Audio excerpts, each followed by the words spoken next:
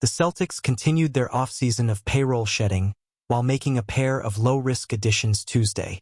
The Boston Celtics are sending recently acquired forward Georges Niang and 2 future second-round picks to the Utah Jazz for rookie wing R.J. Lewis Jr., according to ESPN's Shams Charania.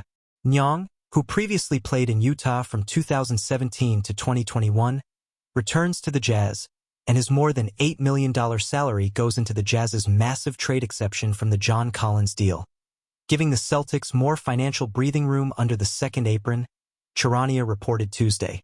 Collins was part of a 3-team trade between the Jazz, Miami Heat, and Los Angeles Clippers earlier this summer that sent the veteran forward from Utah to L.A., where Norman Powell left for Miami in the same transaction.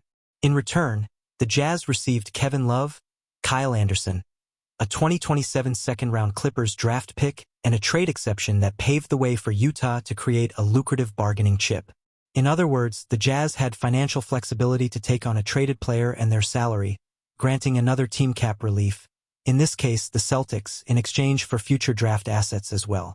In addition to dumping Niang's salary, the Celtics received an intriguing prospect in Luis.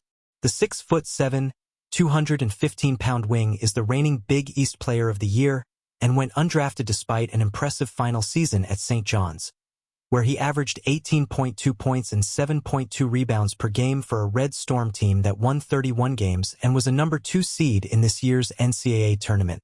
Luis signed a 2-way deal with the Jazz, but now will try to carve out a role in Boston. The Celtics are also signing free agent forward Chris Boucher to a 1-year, $3.3 million guaranteed contract, Charania reported Tuesday. Boucher was the Raptors' last remaining member of their 2019 NBA title team. While never averaging more than 13.6 points and 6.7 rebounds per game in a single season of his 7-season Raptors career, he leaves Toronto as the franchise's all-time leader in points, rebounds, blocks, minutes, and games played off the bench. Boston's moves Tuesday continue the franchise's offseason of payroll shedding.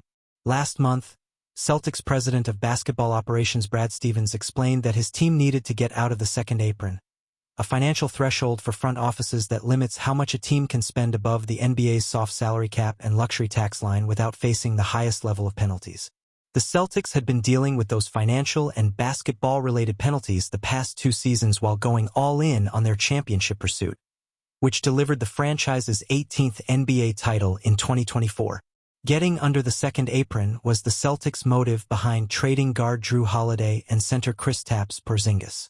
Niang ended up in Boston because of the Porzingis deal with the Atlanta Hawks. Now he's gone before he played a single game with the Celtics.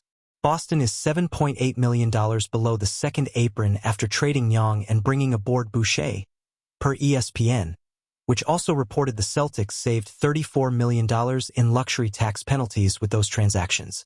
Thanks for watching.